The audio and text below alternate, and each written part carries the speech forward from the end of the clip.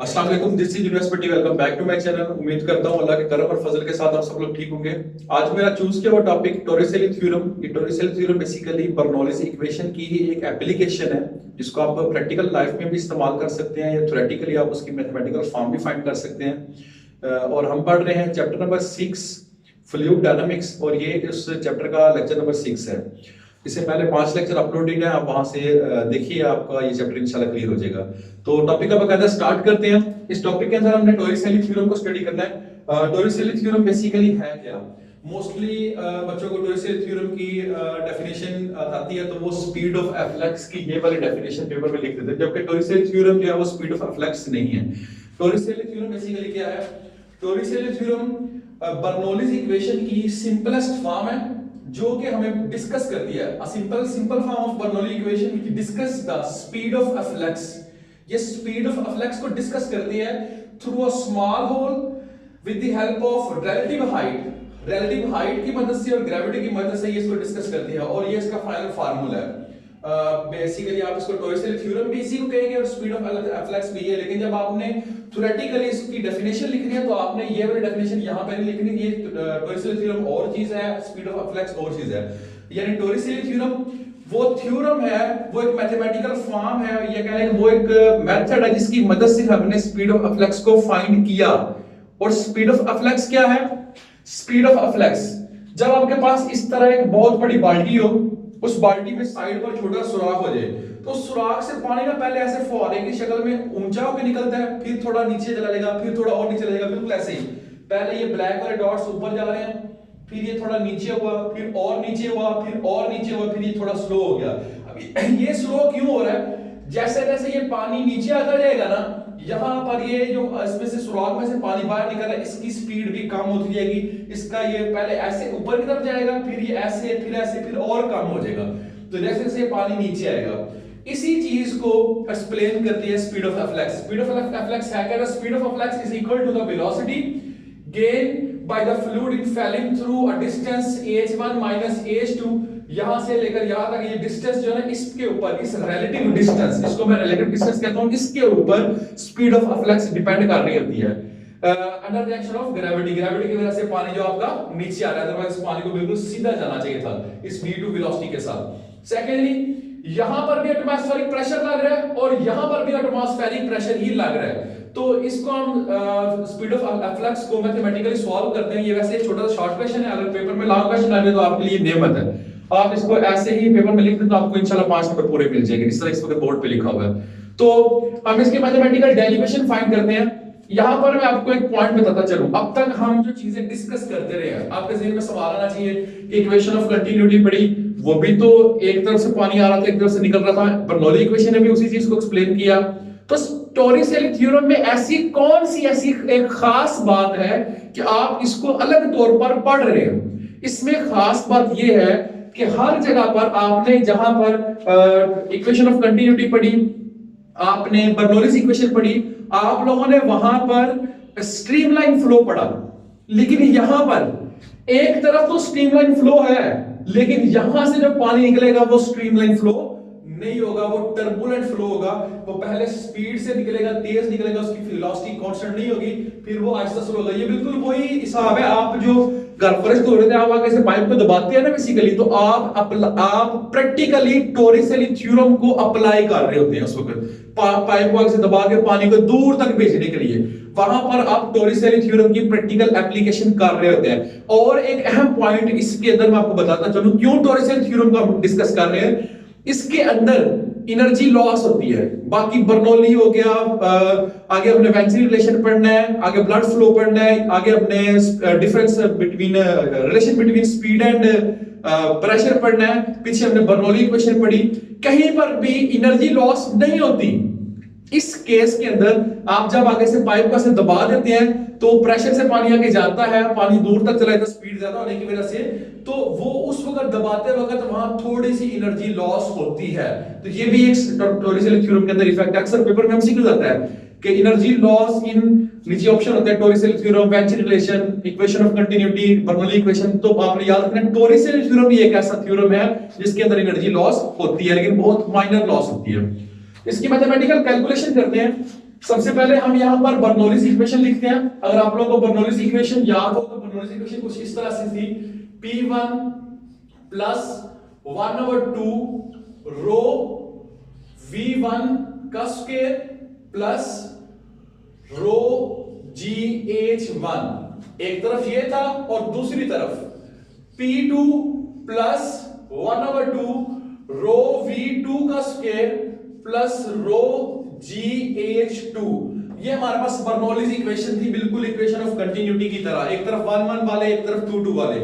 इसको हमने आगे सॉल्व करना है। तो देखें जी, यहां पर P1 और P2 दोनों सेम है क्योंकि दोनों ही एटमॉस्फेरिक प्रेशर है। तो सबसे पहला पॉइंट हमें मिला कि P1 is equal to P2 और इन दोनों की जगह पर हम P लिख सकते हैं क्योंकि ये दोनों ही एटमॉस्फेरिक प्रेशर है। सेकंड पॉइंट देखिए, जब पानी आपके पास घर में बाल्टी एक्सपेरिमेंट करके देख सकते हैं, वैसे जूते पड़ेंगे आपको मिस से लाजमन, कोई पुरानी बाल्टी पकड़ लो जो इस्तेमाल में ना, ये पेंट वगैरह करके जाते हैं तो छोटी सी बाल्टी बच जाती है, आप उस पर ये तजर्बा कर सकते हैं। उसमें पानी, उसको पानी से फुल भर दें और कील लेके उससे एक छोटा सा सुराख करना, सेंटर से थोड़ा नीचे करिएगा, यानी सेंटर से थोड़ा नीचे करेंगे आप अच्छी तरह स्टडी कर पाएंगे। सुराख सेंटर थोड़ा सा नीचे कर, बिल्कुल नीचे भी कर दें तो स्टडी नहीं कर पाओगे, ठीक है। तो सेंटर से थोड़ा सा नीचे कर देना, हल्का सा नीचे, यानी कह लें कि आप उसकी हाइट मेजर कर रहे हैं, अगर वो 1 फुट का ना तो आप कह लो कि कोई उसके 4 यानी 4 पे 4 इंचेस पर ना, उसको 12 इंच होते हैं 1 फुट में, तो आप कह लो कि आप 12 से तो आप 4 इंच पे सुराख कर लेना, ठीक है।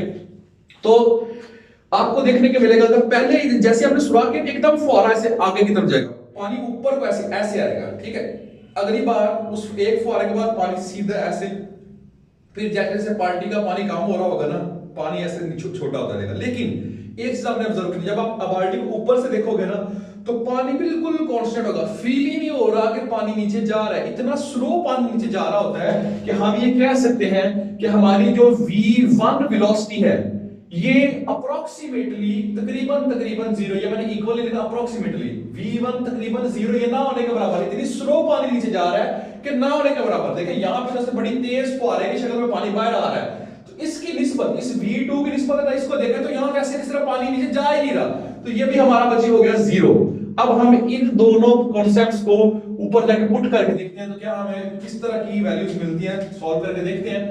P और P की जगह पर P1 और P2 की जगह पर P आ गया, प्लस ये वाला पूरा फैक्टर, ये पूरा फैक्टर 0 हो जाएगा क्योंकि V1 0 है, 0 प्लस रो GH1 प्लस P, सॉरी हाँ जी, इसको इस तरफ लेके आएंगे माइनस, इस P को जब इस तरफ लेके आएंगे ये माइनस P हो जाएगा, is equal to 1/2 row V2 का स्क्वायर प्लस रो GH2, ये हमारे पास V2 का स्क्वायर, ये हमने फाइंड करना है। बेसिकली स्पीड ऑफ फ्लक्स हमारा ये V2 ही है। तो देखें जी, ये प्रेशर तो कैंसिल हो जाएगा दोनों तरफ, तो हमारे पास मजीद अब इस तरफ लिखा हुआ है रो GH1, इस रो को भी इस तरफ ले आते हैं, माइनस रो GH2, उस तरफ हमारे पास क्या बचा 1/2 रो V2 का स्क्वायर। इधर से कुछ कॉमन तो नहीं आ रहा, रो और G कॉमन आ रहे हैं, तो हमारे पास अंदर क्या बच गया H1 माइनस H2, इस तरफ लिखा हुआ है 1/2 रो V2 का स्क्वायर। ये रो क्या होता है, ये बेसिकली डेंसिटी को शो कर रहा होता है, फ्लूइड की डेंसिटी। तो आप देख सकते हैं दोनों तरफ से ना ये फ्लूइड की डेंसिटी कैंसिल आउट हो रही है हमारे पास, और ये 2 को उधर ले जाएंगे तो हमारे पास फाइनल इक्वेशन कुछ इस तरह से आ रही है, V2 का square is equal to 2GH1 minus H2। अब हमें फाइनल आंसर चाहिए तो हम दोनों तरफ स्क्वायर रूट ले लेंगे। जब दोनों तरफ हम स्क्वायर रूट ले लेंगे, आप यहां पे लिख सकते हैं इंग्लिश में taking square root both side, यहां पर ऊपर लिखना by using Bernoulli's equation according to Bernoulli's equation, by applying Bernoulli's equation आप ऐसे भी लिख सकते हैं V2 is equal to 2GH1 minus H2, इसके ऊपर स्क्वायर रूट। ये बच्चे आपने स्पीड ऑफ फ्लक्स फाइंड कर ली, और इसी को हम टोरिसेली थ्योरम भी कहते हैं। This is also called Torricelli theorem. ये एक थ्योरम है जो कि हमें स्पीड ऑफ फ्लक्स प्रोवाइड करता है, आपने इस तरह याद रखना है। तो देखें इस इक्वेशन के अंदर हमें क्या फाइंडिंग्स और क्या कैलकुलेशंस मिल रही हैं। सबसे पहली फाइंडिंग और सबसे पहली कैलकुलेशन क्या है, ग्रेविटी इज कांस्टेंट। आपको पता है हमने चैप्टर नंबर 4 में एक बात पढ़ी थी कि जब आपने वो एब्सोल्यूट पोटेंशियल एनर्जी स्टडी किया था, तो आपको याद है कि अर्थ की एक खास हाइट तक ग्रेविटी रिमेन्स कांस्टेंट, उसके बाद इस ग्रेविटी का जो ग्रेविटेशनल एक्सेलरेशन स्मॉल जी है, इसकी वैल्यू वेरी करनी शुरू होती है। तो देखिए इतनी सी बाल्टी में ग्रेविटी कितनी को बदली होगी, बिल्कुल नहीं बदलेगा, हम उसको अंडरस्टैंड नहीं करते, हम उसको कंसीडर करते हैं एज अ कांस्टेंट। तो फिर इसका मतलब है कि speed of flux only depend on this relative height. ये जो रिलेटिव हाइट है, ये रिलेटिव हाइट कम ज्यादा होगी। ये देखिए यहां से लेकर यहां तक हाइट है, ये नीचे h2 है, हमारे लिए इंपॉर्टेंट ये रिलेटिव हाइट है। ऊपर वाली सतह से लेकर इस सुराख तक की जो हाइट है ये इंपॉर्टेंट है, इसको रिलेटिव हाइट कहा जाता है। ये रिलेटिव हाइट कम होगी तो स्पीड ऑफ फ्लक्स कम, ये रिलेटिव हाइट जितनी ज्यादा होगी स्पीड ऑफ फ्लक्स भी उतनी ज्यादा होगी। आप देखिए आपके पास कोई बड़ी बाल्टी हो ना, तो उसमें सुराख हो तो वो फुहारा बड़ी देर तक बड़े वाला फुहारा चलता है, वो ऐसे गोल जो ऊपर पहले जाके नीचे आता है। लेकिन जितना छोटा होगा उसमें उतना छोटा फुहारा, उतनी जल्दी वो पानी ऐसे नीचे की तरफ जाना शुरू हो जाएगा। तो इसका मतलब है ये स्पीड ऑफ फ्लक्स, ये हमने रिजल्ट्स निकाले हैं कुछ, ये सिर्फ और सिर्फ डिपेंड करते हैं रिलेटिव हाइट के ऊपर, और ये किसी चीज पर डिपेंड नहीं करते। मैं इसको आपको थोड़ा सा इस तरह भी समझाता हूं। अगर आप एक क्रिकेट बॉल ले लें, उस क्रिकेट बॉल को भी आप एक खास हाइट से गिराएं तो उसकी स्पीड भी सिर्फ और सिर्फ हाइट पे डिपेंड करती है, वहां पर भी ग्रेविटी का फैक्टर उस पर डिपेंड नहीं करता। तो इसका मतलब है कि आप किसी बॉल को भी किसी लिक्विड यानी gas is a liquid, air is a liquid, fluid है ये, ठीक है, उसके अंदर आप गिराएं, आप उसका इफेक्ट भी स्टडी करना अगर चाहें तो उसकी भी जो स्पीड ऑफ फ्लक्स है, वो बॉल की भी स्पीड ऑफ फ्लक्स आपको उतनी ही मिलेगी जितनी कि आपको पानी की मिल रही होगी। डिपेंड ये कि दोनों की हाइट सेम हो, यानी आप सेम हाइट से ना, ऐसे दो सेम हाइट ले लो, यहां से ऐसे बॉल फेंक दो, यहां से पानी को गिरा दो, दोनों की जो स्पीड ऑफ फ्लक्स होगी वो बिल्कुल सेम होगी। उसकी वजह क्या है कि दोनों की हाइट क्या थी, सेम। तो इस वजह से आपने याद रखना है कि स्पीड ऑफ फ्लक्स सिर्फ और सिर्फ डिपेंड करती है आपकी रिलेटिव हाइट के ऊपर। सेकंड फैक्टर हमें यहां से ये मिला कि क्योंकि यहां पर ऐसे फुहारे की शक्ल में पानी निकलता है, ऐसे एकदम पानी बिखरता भी है, पानी स्कैटर होता है, स्ट्रीमलाइन फ्लो नहीं रहता, टर्बुलेंट फ्लो होता है। अगर टर्बुलेंट फ्लो है तो यहां हर हाल में थोड़ी बहुत, चाहे जितनी भी थोड़ी, एनर्जी लॉस जरूर होगी। तो सेकंड कंक्लूजन हमारा जो हमारे पास आ रहा है वो क्या है, इन प्रैक्टिस, प्रैक्टिकल मतलब रियल लाइफ, जब आप इसको खुद प्रैक्टिस करेंगे, सुराख करके आप चेक करेंगे, in practice viscous energy, viscous energy क्या, वो एनर्जी जिसकी वजह से पानी नीचे आ रहा था, बाल्टी में पानी आहिस्ता आहिस्ता नीचे आ रहा था, वो एनर्जी लॉसेस थोड़ी बहुत कम होगी इस केस में। सिर्फ यही एक केस है जिस केस में एनर्जी जाया होती है थोड़ी बहुत, लेकिन बहुत माइनर होती है, इतनी ज्यादा भी इसमें नहीं होती। तो आज के टॉपिक में, आज के लेक्चर में हमने टॉरिसेली थ्योरम को स्टडी किया है। ये बेसिकली शॉर्ट क्वेश्चन एमसीक्यूज के लिए है, लेकिन अगर लॉन्ग आ जाए तो आप लोगों के लिए नेमत है, 5 नंबर फ्री के मिलेंगे आप लोगों को। इंशाल्लाह नेक्स्ट लेक्चर में हम इसकी बर्नौलीज की जो बाकी भी 4 एप्लीकेशन है, 3 एप्लीकेशन रह गई हैं, वो भी हम एक एक लेक्चर करके इंशाल्लाह डिस्कस करेंगे। दुआ में याद रखिएगा। अल्लाह हाफिज।